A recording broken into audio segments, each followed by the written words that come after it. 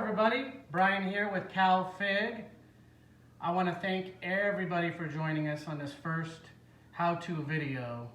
And I've been inundated with requests this year to start making a few how-to videos. So this is my very first one, so bear with me.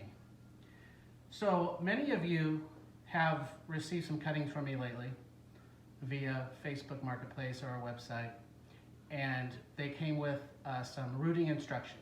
So I've had a lot of people ask me to demonstrate how I root them. It's better to see it in person. A lot of people are visual. So this is our new batch of instructions.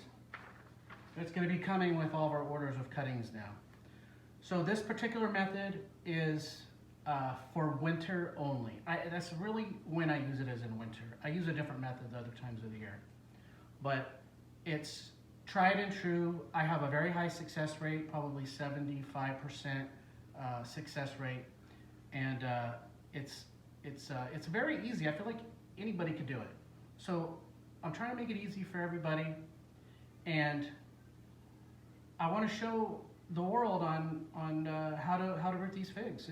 They're really easy. So let's get going here. So this is the sphagnum moss. Okay. So in the instructions, I recommended either the moss or the cocoa coir. Either one works fine. I just prefer the moss because it has a little bit of antifungal properties, and it seems like if you have an issue, the cuttings don't rot as easy. So I like the moss. So our first steps. Okay, we've got our cutting in the mail. Here it comes in. Okay, so our first step, we need to make sure it's clean, right? Dirt stays in between the nodes and in the cracks and can cause mold. And so what I'm going to show you is how I clean them. So I'll just take a brush. This is my fig brush. It's brand new. I just got it. And I just use a little bit of Dawn soap. You don't really need heavy chemicals. Just something that you could scrub out the dirt. Okay. So I just put a little bit on the cutting. A little bit of water. And scrub it really, really good.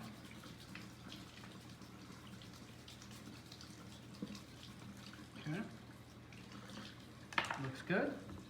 So the next thing is very important. We want to make sure we air dry it. Okay, so we're going to set it right here. And I really recommend probably letting it dry for at least an hour. You really want it to be nice and dry because it will increase chances of rot when you put it into the wet moss. So here is our dry one. Okay, this is it right here. And a lot of you are wondering which way is up. See that little smiley face? So you'll notice the buds on here, you'll see the two dots and it looks like a mouth. So that is the correct way with the cuttings to show which way is up, just like that, okay? So you'll see, you got the two eyes and the mouth, all right? So what we're gonna do next, once our cutting's been dry, our moss needs to soak for probably 20 minutes or so. So what I do is I fill up this bag all the way up until it's drenched, it's soaked. Okay, and then what I do, I take a handful, it's soaked, right? So you're gonna wanna squeeze out this moss. Okay, you need to squeeze hard. And if your hands get sore, have somebody help you. You can also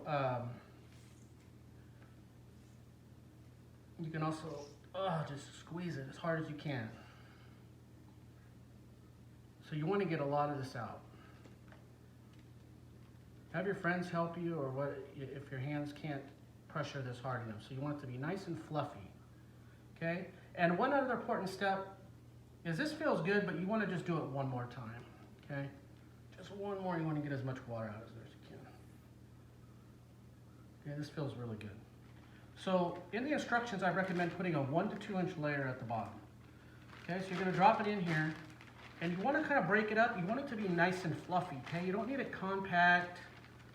You don't need it, packed down. You want it to be fluffy.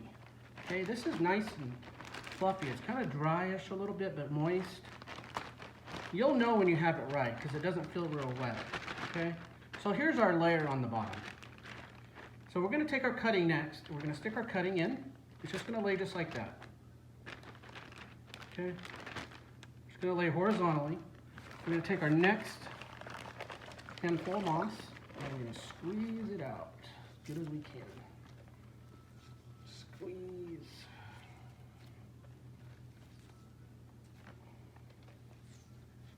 Okay, it feels pretty good, so we're gonna go ahead and just do one more. It's kind of messy, so do it in the sink or outside. Okay, so we're gonna take our next handful, and I just break it up as I go like this. It's going to be nice and fluffy. Just like that. So you want the whole cutting to be covered. The whole cutting is covered. A lot of you have asked me, well, if I lay it horizontally, does that mean the whole cutting is going to grow roots? And the answer is, a majority of the time, the cutting will always produce roots at the base. It doesn't usually produce roots all the way up to the top unless you have way too much humidity. Then you're going to start getting roots near the top, which is still okay. Roots are roots. You want to get roots, okay? So that's not a big deal. So they're usually going to grow at the bottom. And below the bottom node, you should have at least a ½ inch to an inch of wood left. That's where the roots are going to grow. They're going to go around the node and to a little bit to the bottom. So you don't want to cut the bottom of the cutting right at the node, or you're going to lose that area to go up to the next node to root. Okay, so that's how it looks. Now, if you want to get a little more fancy, you could stack them, okay? So you can go with the next one, just like this. You're just going to take your next cutting, lay it in there. Another handful of moss. Squeeze it out. Feels good. Squeeze it once more. Okay, we're going to go ahead and cover the cutting. We're going to break it up really nice. Okay. So it's covered. So the next thing we're going to do, we're going to zip it just like this.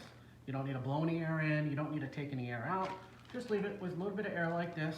Okay, this is the critical part. You don't want to pack it down like a brick. You want it to be nice and fluffy. Okay, so once you have it like this, you're going to want to put it in a dark, warm area.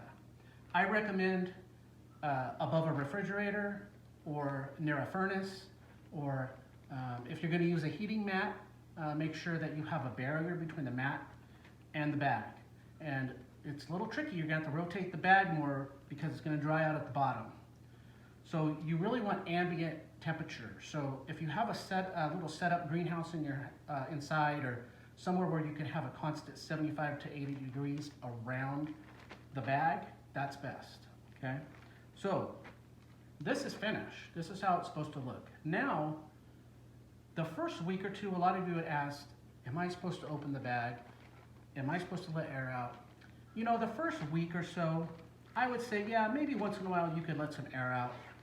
And you'll see rot if rot's forming, and you could use some hydrogen peroxide, or maybe the cutting is bad and you need to throw it out. But after the first week or two, it's set it and forget it, right? It's put it up there, don't worry about it, check it in 3 to 4 weeks, and see if there's any roots.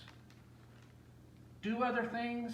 The more you open this bag and check, the less roots you're going to have. Trust me. You just need to set it and forget about it, and you'll be surprised.